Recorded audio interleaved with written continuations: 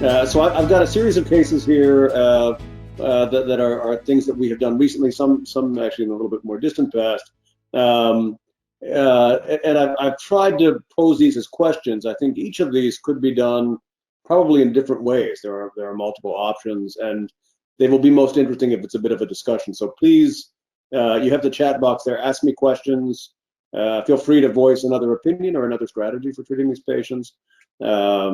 I think that'll make this presentation the most interesting. If I don't notice the chat, feel free just to unmute your microphone and shout at me while I'm talking. I don't mind at all. It'll make it more interesting. So my disclosures, I'm doing this for Monteras as a part of a consulting agreement. But I don't own any interest in Monteras or the devices. Okay, the first patient, this is a 56-year-old gentleman who had a history of focal impaired awareness seizures. He's had these for about 5 years. He's having seizures despite multiple trials of medication that are occurring once or twice a month. And he describes them as a feeling that he can't really describe, followed, his family says, by behavioral arrest, staring, chewing, mouth puckering, occasionally crying out at night, with deviation of his head later in the seizure to the right side. And so these were his studies. He had an EEG and EMU stay with left temporal irregular semirhythmic theta to delta activity. He had 2 seizures during his stay. Both came essentially from the left temporal region. He has an MRI that you can see here, which has this finding on the left side, sclerosis, and the PET scan, which essentially mirrors that and shows some reduced metabolism in that same area. Here are some potential options.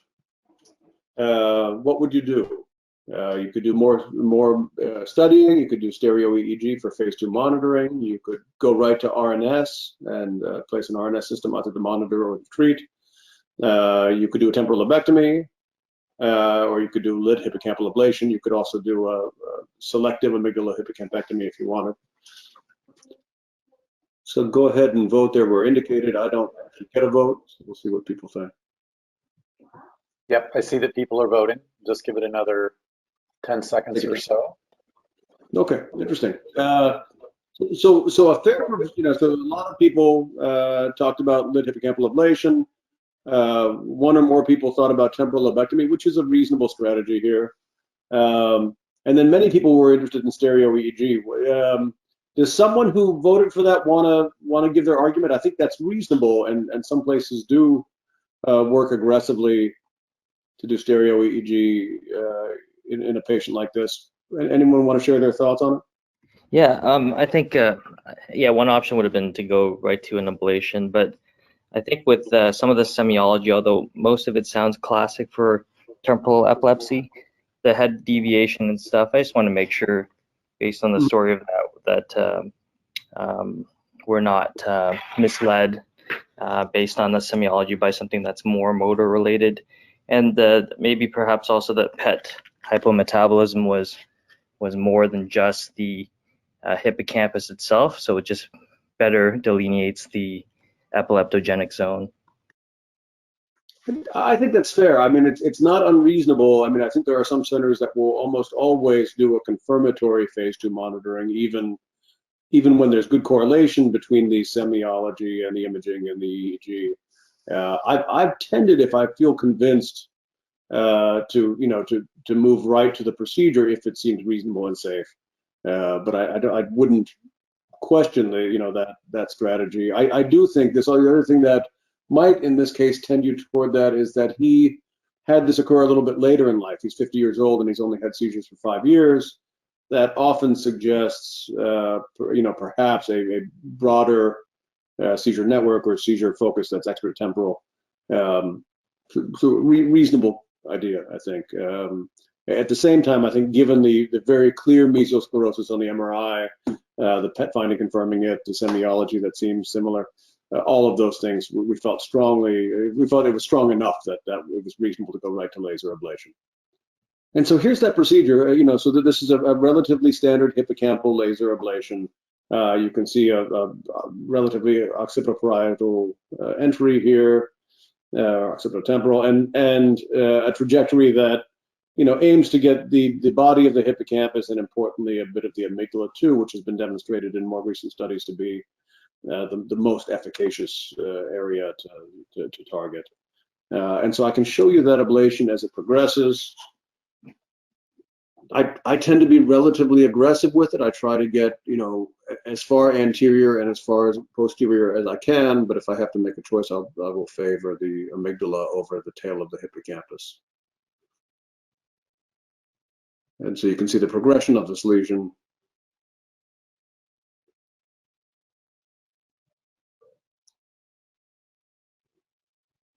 And this again is a left-sided ablation. The images are reversed from your typical radiological convention, just because of the way the software works.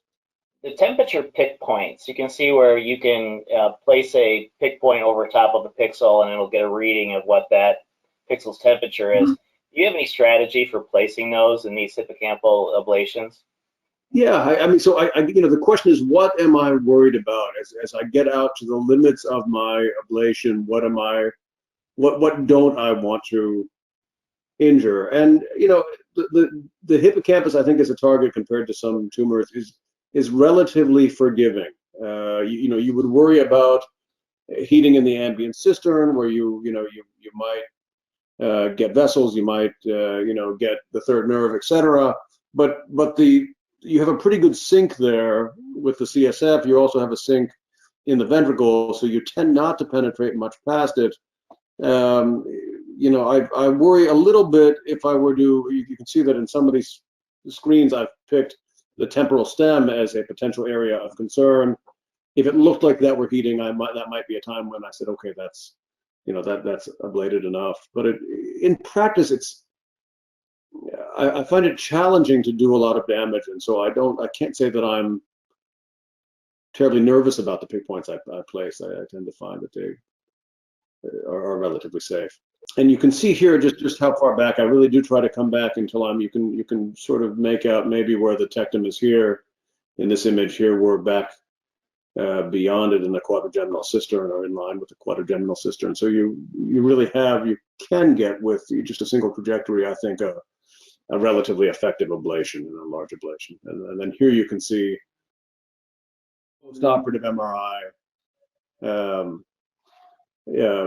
with the contours of the estimate of ablation overlaid, and you can see that's pretty good. Yellow tends to overestimate it a little bit. Blue tends to be a little bit tighter, and so I think in the next slide here you can see both of those contours. There's the yellow line that indicates essentially, anything beyond this line should absolutely be safe. The blue line, everything inside that line should be dead, and so you can see that that's this is a pretty tight representation of what your ablation has been. And then here you see this is a little bit more generous. Some of this stuff probably is not ablated, but everything outside it is definitively safe. Do you tend to position these patients fully prone or three-quarter prone for hippocampal ablations?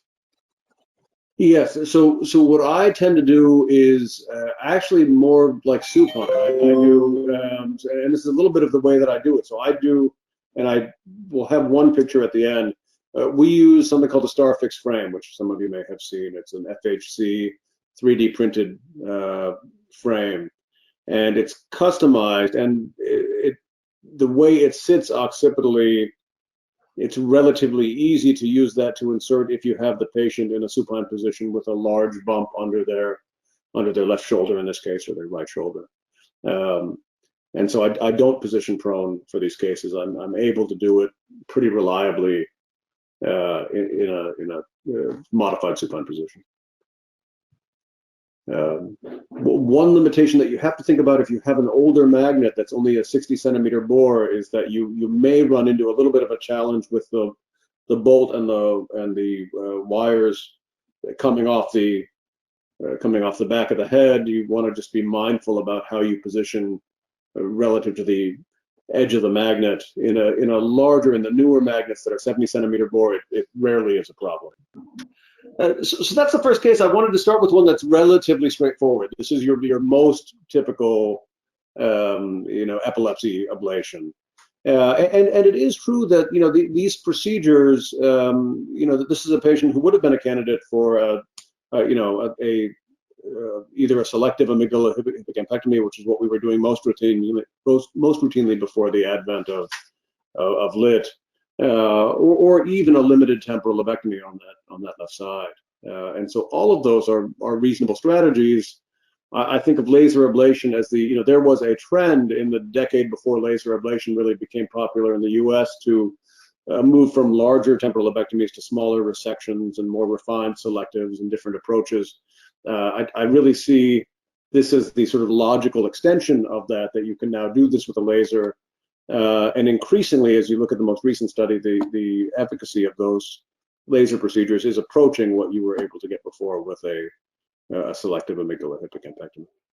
Okay, so the next patient is a 24-year-old man with onset of seizures at 17.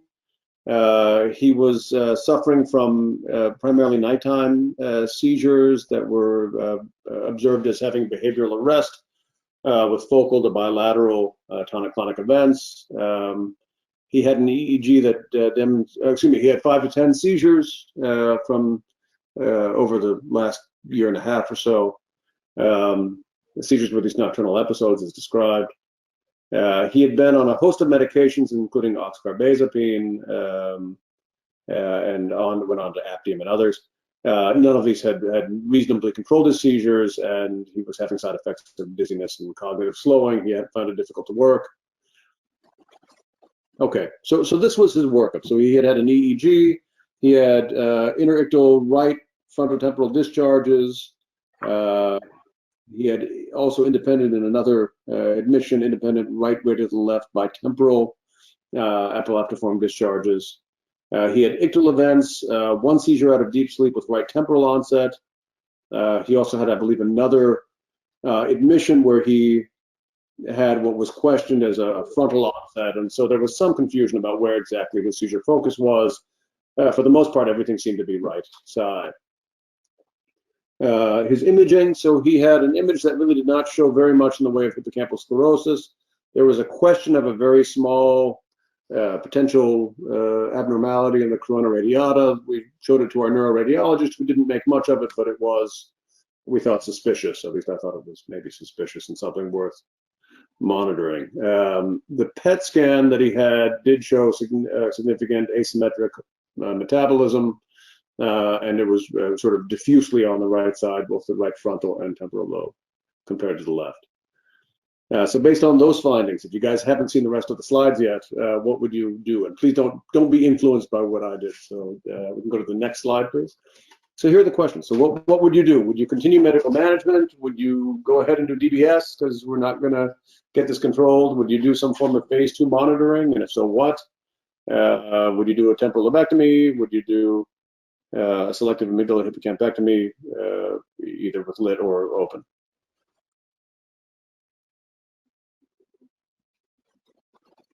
Okay, so unanimous vote for phase 2 monitoring.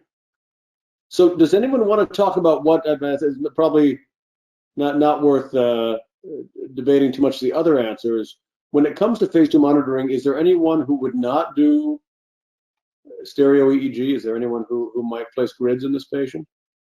Okay, well, I mean, I will say that this is a patient in whom I did consider grids. There are centers, and I think maybe the majority of centers now have shifted to an all stereo EEG approach, and I think there are a lot of advantages to that. At the same time, if you have a patient where you suspect, a right-sided frontal or temporal seizure focus, you, I think, often get better mapping of that seizure focus. I personally think, although people would debate it, that you can get that with grid placement. And so in a patient like this, I might have considered it, and we did discuss it with him. The bit of evidence that we had for bitemporal interictal spikes made me more interested in a stereo EEG approach. Now, this was also a young man who was very particular about his hair and wanting limited surgery, and so that was also a consideration, having a bigger incision and grids he was not excited about, and that influenced things just a bit. In contrast to doing grids, the benefit of doing depths would be, this sounds like it has a high kind of correlation with nocturnal frontal lobe epilepsy. A lot of the symptom overlap with nocturnal frontal lobe. And I feel like your grids aren't going to give you coverage of, in defense of depths, I feel like you need frontal and temporal lobe coverage given the symptom, the semiology. I think that's not incorrect. I mean, I think you can get that with a good grid coverage. You get a subtemporal grid of electrodes. You get a subfrontal. You get lateral, frontotemporal. I mean, I think if you are convinced that it is right-sided, I think you can get pretty good coverage. The things you will sacrifice insular coverage. Arguably, your mesial temporal structures are, you have these subtemporal electrodes, but you may not have electrodes right in the hippocampus. You can supplement it with foraminal valley electrodes. In the end, I did stereo EEG, so I don't disagree with that at all. I think it was the right choice here, but I think there's a case to be made for the other, and I think it's a more nuanced balance than people often give it credit for. I've debated this with many of my colleagues, and we fall on different sides maybe. But as you'll see, well, let me go to the next. Does that answer your question? Is that helpful? Yeah, absolutely. I think the treatment is interesting. So we did go ahead and do stereo EEG, and to our surprise, our distinct surprise, I fully expected that this was going to be essentially a right-sided, likely temporal, perhaps frontal seizure focus. The first 3 seizures came from the left hippocampus, and then the next 4 came from the right side. So he ended up having bitemporal seizures. There were some nuances to this. So when we examined the seizures more carefully, the right-sided seemed to occur really before any onset. They really appeared to be exactly where the seizure was starting. The left side, it really did seem we had less complete coverage on that side. We did not, for example, cover the amygdala on the left side because we were almost doing that left side as an afterthought. But it seemed to be a little bit later in the seizure. The evidence was not as convincing. So we did debate what was best to do. So in the end, after some debate, we did not feel, we thought that an ablation would put him at risk, given that we had several seizures from the left side, and so we did a bitemporal RNS. And so this is about a month ago, so he is now 1 month into that. He is just starting to have therapy, I think starting in late December. Maybe over the last 2 weeks, he's had a little bit of a reduction in his seizure frequency. He's gone 2 weeks without seizures, but we are continuing to pick up seizures on both sides. So we feel like that was a better idea. And so the reason I'm including this case is I wanted to include some cases that are not laser ablation, so that we can think a little bit about, okay, when do you use this tool, and what are the limitations of it? When is it not appropriate? And so this was a case where, based on the stereo EEG, we felt that this was not, LITT would not have been appropriate for. So case 3 is a 48-year-old woman. She had a 3-year history of complex partial seizures occurring several times per week. She had an EEG and an atrial spect, both implicating the right mesial temporal lobe. And when we looked at her MRI, that doesn't show up too well on this one coronal image, but there was a suspicion the area of the amygdala really did seem expanded more than typical. We thought that it might potentially just be seizure activity, but we were concerned that this might be a lesion, perhaps a DNET or low-grade glioma. So how would you treat this patient? Would you continue medical management and follow open resection of the presumed tumor, laser ablation of the lesion on the hippocampus, or RNS of the lesion?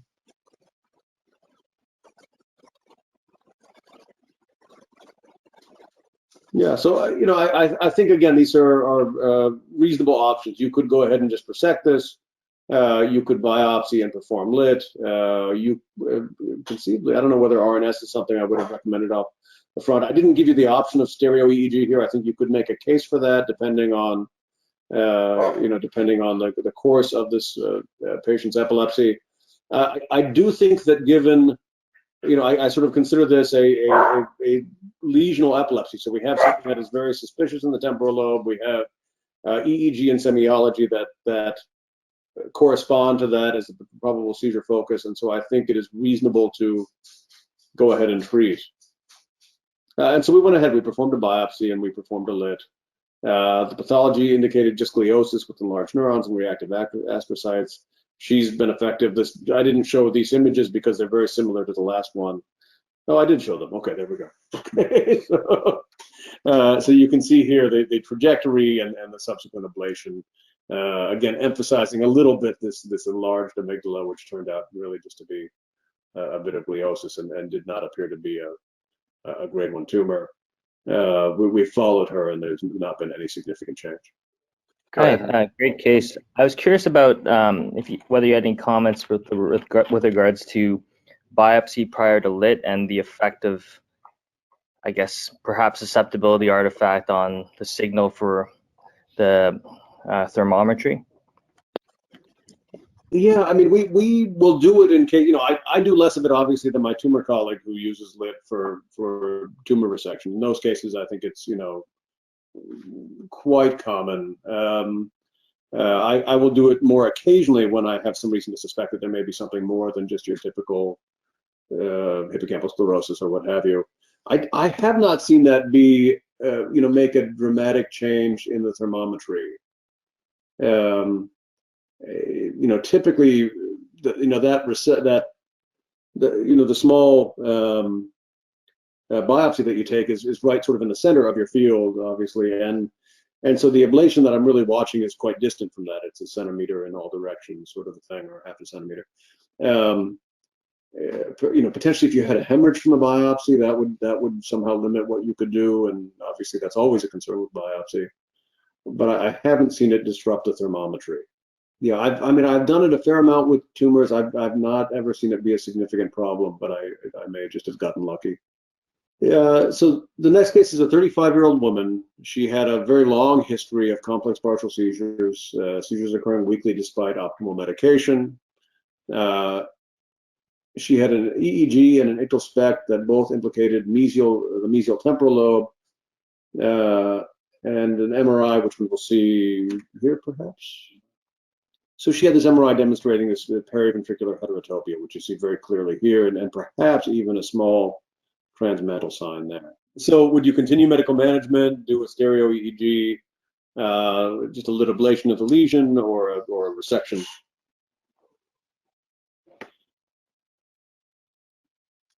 This seems to be the question that we run into more and more, and I think is the most variable in practice. How aggressively do you do stereo EEG, and do you do it in every patient? And I have tended, when I have sort of, I guess my rule is that if there is good matching between the lesion that I'm seeing and the seizures that we are observing, both with EEG semiology, then we will proceed to the definitive procedure. If there's any concern, if these things don't match or there's something out of sorts, then we in those cases we'll do stereo EEG, relatively quickly. In this case, we went right to an ablation. And so here's the ablation that we performed. You can see we tried to follow that transmantle sound because often we think it's important that you ablate not just the area, but that you ablate all the way out to cortex here. And so that ablation, we tried to include that. This could also be done open, and that's a case that I have often enjoyed in the past. The wonderful thing about laser is that it lets you do this more easily, and in the basic procedure, the downside is that you don't get to do these nice cases that you used to do in the past. I still think it's nicer for the patient in most cases to do it this way. Any questions about that case? Okay, next case. So this is a 24-year-old woman. She had a single seizure 18 months ago. It was actually well controlled on medication, on Keppra, but she finds herself very groggy and unable to work. And here are the images. So she had, medication was controlling her seizures. She was found to have this cavernoma that we think bled 18 months ago. You can see here it is left frontal, sort of under the middle frontal gyrus. It does seem, if you look at the consecutive images, to come to the surface, and there may be a draining vein here. So in the meantime, if people want to answer this question, would you continue medical management? It's working for her. Would you do an open resection of the cavernoma? Would you do a LITT ablation of the cavernoma? Would you do RNA? Would you do something else, RNS, or would you do EEG, to stereo EEG, to further define the source of her seizure?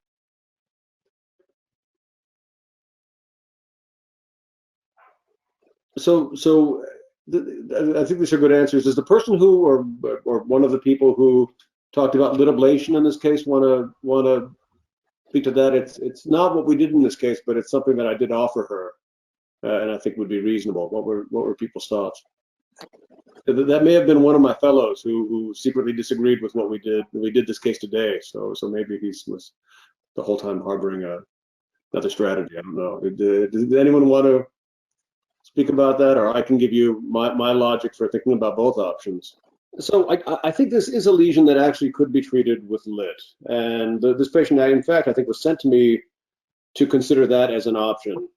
What dissuaded me from that idea, it does really in this picture come to the surface, at least the hemosiderin around it does seem to come there, and that might be limiting. You know, at this point, 5 years ago, I was less convinced that treating cavernomas with LITT was efficacious. But at this point, I think the largest series is about 25 patients and has 70% angle 1 outcomes. It's comparable to, although they're smaller studies, comparable to what people report with resection.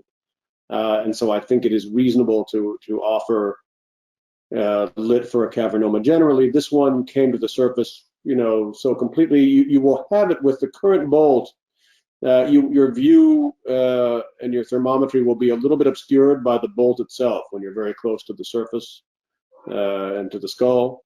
So that was one reason to perhaps consider not doing it that way. The patient also, when I discussed both options with her, was more comfortable with an open resection, oddly enough. And so that's what we went ahead and did.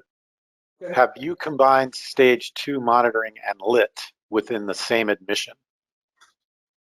We have done it a little, and I think it's very reasonable to do it. In fact, and to be honest, I would do so if I could do it every time. The challenge that I have with the equipment I use, which again is a StarFix frame, is that if you are going to do a different trajectory with your LITT, you need, and in some cases, even if you're going to do the same trajectory, you need a different frame, and that frame takes a few days to make. And we also don't have an intraoperative MRI. We roll down to our diagnostic magnet, and so scheduling it, I always like to take my stereo EEG electrodes out as soon as I feel like I have the answer. I don't want them to sit around extra days at some risk of getting infected or DVT or what have you.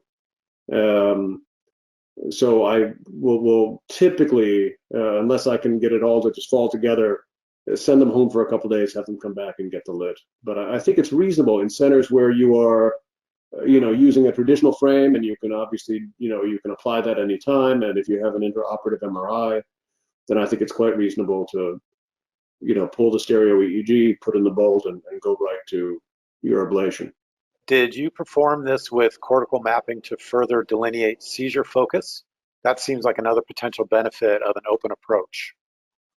Yeah, we did, and that is one of the things that I really like about it. As it turns out, the cortex was relatively quiet. We did not see a lot of spiking activity, but that's I think something that I do routinely in my cavernoma resections is I want to see physiologically what the effect is. And I think that's an additional advantage to being open. If it's a deep lesion, it is typically less helpful. If it is a lesion like this that comes to the surface, then I think that's more meaningful. Okay, next patient. So this is a 33-year-old gentleman. His seizure onset came at age 30. He is having complex partial seizures daily. They're described as staring spells. He has had 2 or 3 generalized seizures per year. Or bilateral seizures, as we would call them now. He has been on a host of medications, anisimide, Depakote, Dilantin. He's currently on Topamax. He has a host of other psychiatric and behavioral disorders and a difficult social story. He has morbid obesity at about 400 pounds, almost 500 pounds. And this is his imaging, which I think is rather striking.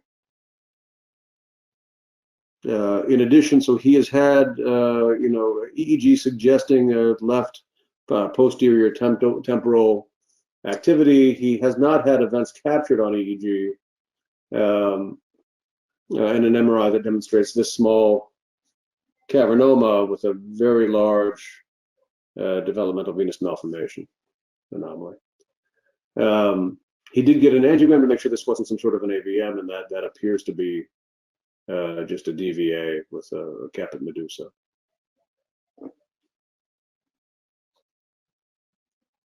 And so what would you do for this patient? So we can perform a phase 2 study with DEP electrodes looking at that. You could perform a resection of the cavernoma. You could proceed to an ablation of that lesion. Consider VNS or RNS, or just medical management and weight loss.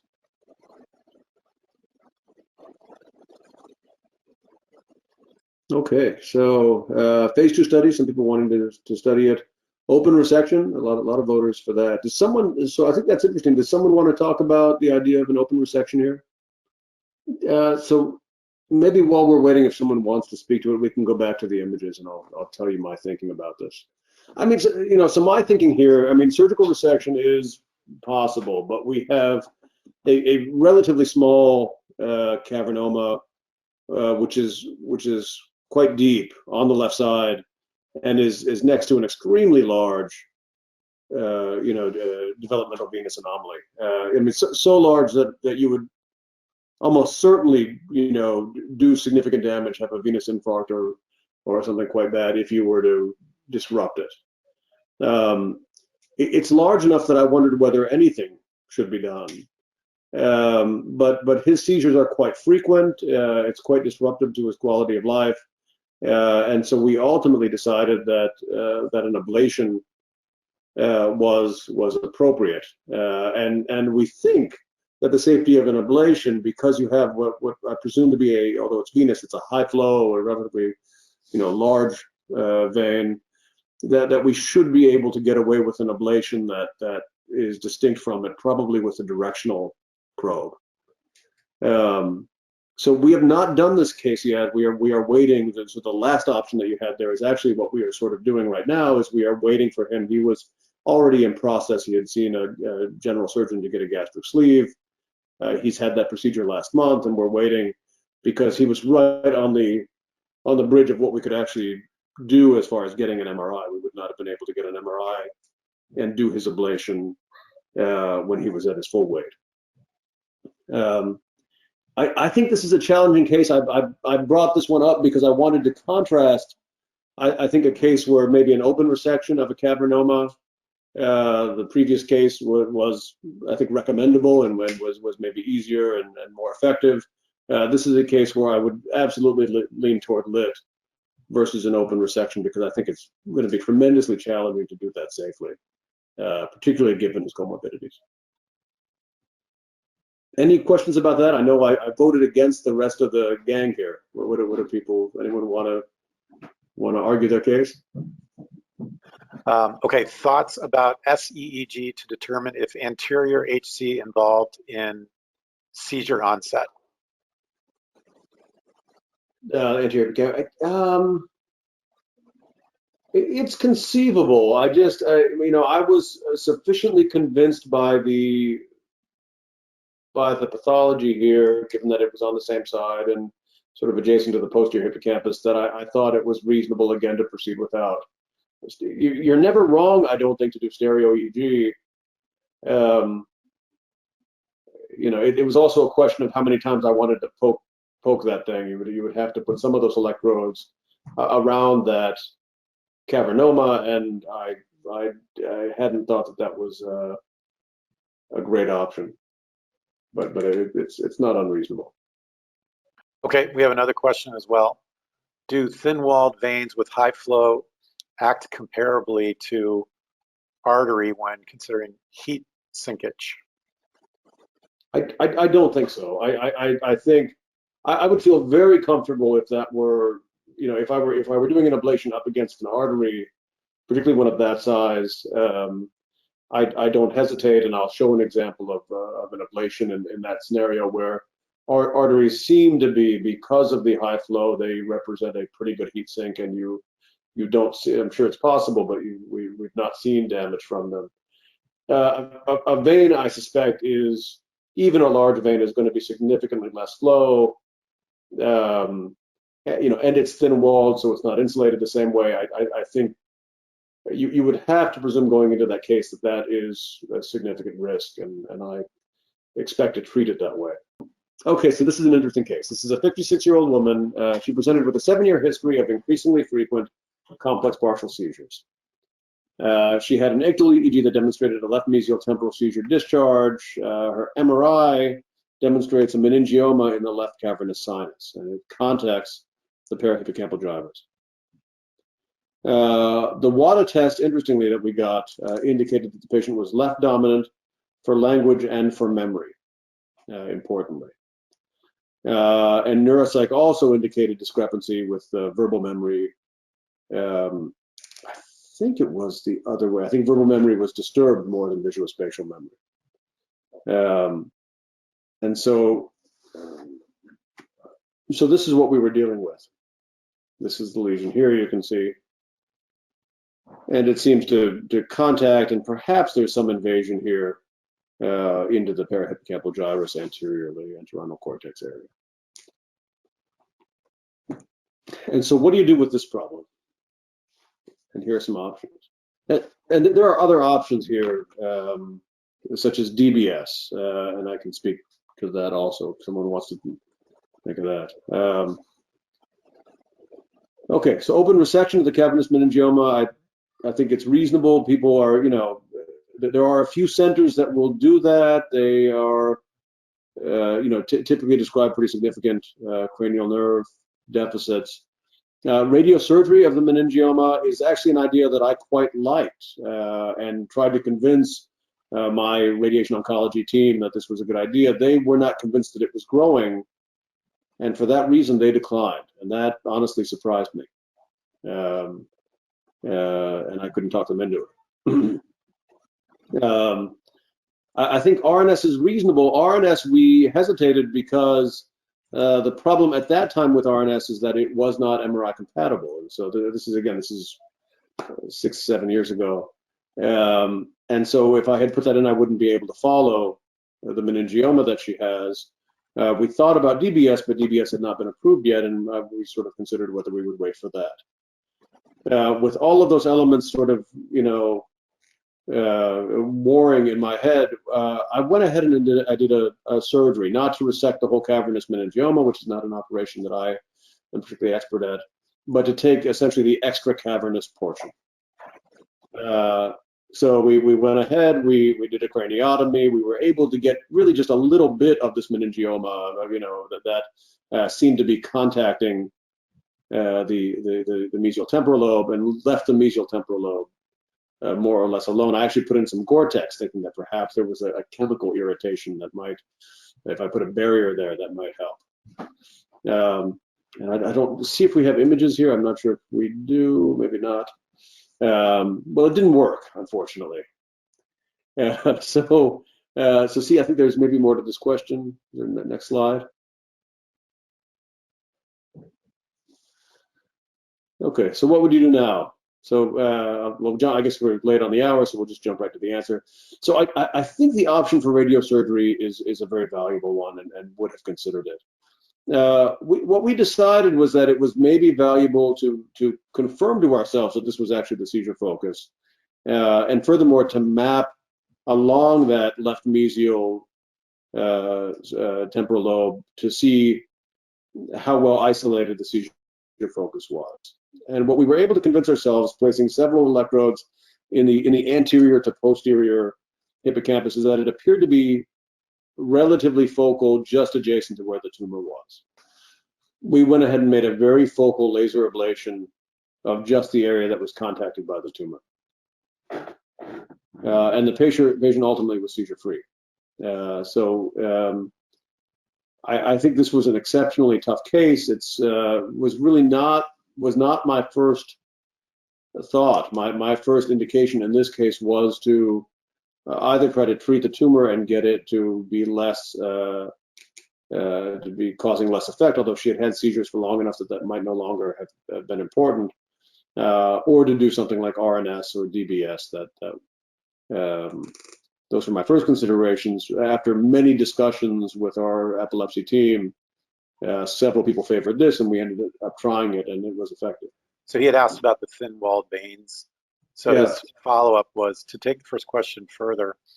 SEEG to investigate cortical irritation from DVA as epileptic focus rather than deep origin from the cavernoma itself. Yeah, I think it's reasonable, and it is something that we considered. We actually considered treating that patient with just RNS, thinking that it might be the DVA that was the culprit. And I've considered actually doing both, ablating the cavernoma, and then perhaps leaving an RNS system adjacent to it. I think all of these things are reasonable. I'm not sure that there's a perfect strategy here. Some of it is that the patient is a little bit, I think the patient's ability to manage an RNS system, to, his desire to spend 2 weeks in the hospital. When I talked to him about the possibility of doing a stereo EEG, both of those were things that the person was not enthusiastic about. And so to some extent, we were picking a therapy that seems, it's a deep location. If he does have a hemorrhage from that cavernoma, that would be, I think that would be very problematic for him on the left side. So to treat it with laser and see how he does seemed like a reasonable first step. It's not like doing a temporal lobectomy or leaving him with a great deficit. We think we can do that in a relatively focal fashion. But I agree. There's probably more to that case. When I give this talk in a year, ask me again. So this is a case I was very proud of, but you'll see shortly why I'm less proud than I was when I presented this previously. So this is a 21-year-old gentleman, history of developmental delay, intractable generalized seizures. He was suffering from multiple frequent seizures with frequent drop attacks and ER visits. He would have his parents described a behavioral arrest, tensing of the neck and arms, and then drop attacks. And he was, at 21 years old, he's relatively large. His parents were having trouble kind of keeping up with him, and he was starting to injure himself periodically. And he's been on all of these medications, which have not been effective for him. He had a VNS placed, which did not produce a reduction in seizures. And so he presented us with question, what can we do for him?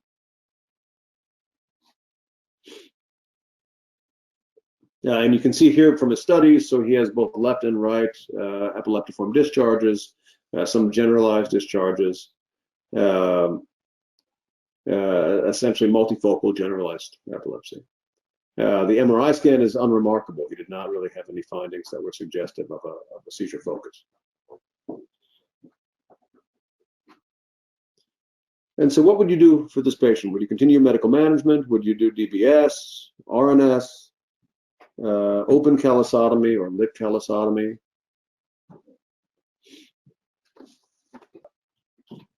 So DBS is a consideration. Open callosotomy. So a lot of different ideas here, and I think this is a case where you could go a lot of different ways. I like the idea of neuromodulation in these cases. At the same time, when I hear drop attacks, I still think that callosotomy is a fantastic procedure that can really be very, very beneficial. This was about 3 years ago, 3.5 years ago. And at that time, really, I don't know that there was a published case of callosotomy. There were a few callosotomies in larger LITT series. And this is a family that did not want open surgery. They were less enthusiastic about that, and so it was suggested, well, what do you think if we do a LITT callosotomy? And I told them quite frankly, I said I'd be happy to try that for you. I've never done it. And what do you think? And after some hesitation and debate, they went ahead with it. So we ended up performing a LITT callosotomy. I think that it is not unreasonable to think about neuromodulation. I think DBS of the anterior nucleus may be more effective in the temporal seizures, but his seemed to be, whether it's useful in generalized seizures, I think there's some question. We are today doing more thalamic RNS of the central median nucleus, but at that time we weren't doing very much. And so this is our setup. I mean, so here, I should have probably showed this earlier on. So what we use is the StarFix frame. For those of you who haven't seen it, we place these screws, we attach a fixture like this, and that guides essentially the drill and then the bolt that we use to introduce the LITT. And you can see we did this. We did an anterior 2/3 callosotomy, which included the body, genu, and rostrum here. We essentially did this in 2 passes, one to get the body of the corpus callosum, and then one to get the rostrum of the corpus callosum. You can see here that both of these are a little bit oblique. So unlike the way you think about this in an open callosotomy, where you kind of go to the middle and cut those fibers, you're essentially dividing those fibers or ablating those fibers over the course of the entire corpus callosum. This posterior trajectory kind of, ablates from the left anterior portion of the corpus callosum. As you come back, you cross midline and you end up in the right posterior portion of the corpus callosum, and then something similar with this rostrum here. A little bit to our surprise, because I mean, this was quite new to us. I said, this may work, it may not. The patient did fantastically well. He went from having frequent daily seizures to just some very brief, focal seizures without any drop attacks, 1 or 2 times a month. The family was thrilled. I felt like a hero. It was great. We wrote up the case, and I can show you some of those images.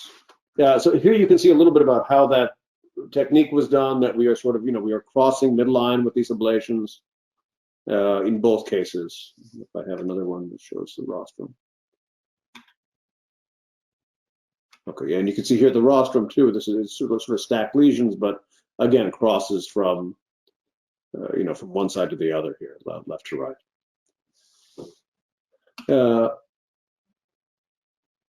So again, he did great for quite some time and didn't have any significant behavioral cognitive changes. The family was very happy. And for 2.5 years, he continued not to have any drop attacks. So he was great, doing very, very well. We actually didn't even get a delayed postoperative MRI, which I would usually get on patients because of his behavioral delay. It was very hard for him to get an MRI. He would need a general anesthesia. It was more for my interest than for his benefit, so we didn't get it until he started to have seizures again just in the last 6 months. And so he began again to have very frequent seizures, and we said, well, we better do something, so we got this MRI. And what was interesting to me is just how complete a callosotomy this is. You really, you can see very clearly from the point where you perform the callosotomy that there is fantastic degeneration of the corpus callosum. It's pretty much gone. It's thinned out to, to almost nothing here. So we were pretty convinced that what we had done was what we had wanted to do. You can see here someone asked the question about ablation near arteries, and that is something we worried about here, with the pericallosal arteries, and they seem to do just fine. We didn't have any indication that there had been an infarct or any damage to them during the procedure. So, so I think there are a number of options, and we offered him again at this point, DBS of the anterior nucleus, RNS of the central median nucleus, the possibility of an open posterior callosotomy. I think it's very reasonable if you've had reasonably good success with an anterior callosotomy to go and complete the callosotomy, especially in a patient like him who's nonverbal and developmentally delayed. And of those options which we discussed with the pros and cons, the family was most interested in going back and doing a laser callosotomy of the posterior third. And so we are scheduling that, I think, for the end of this coming month. So stay tuned. We'll again have that result at some point. So questions about that case or questions generally? I think we still have quite a few people on the line. I'd be very happy to take as much time as you guys want to discuss these things. I think, something that excites me about epilepsy surgery and laser ablation is that this really is a field that is in flux. The number of options I have to treat patients today compared to 10 years ago or even more recently are doubled. I have RNS, I have DBS, I have laser ablation, I have stereo EEG. I think it's exciting to debate these things and think about different ways to do it, and I invite that from my fellows all the time. And we this case we thought about 5 different ways.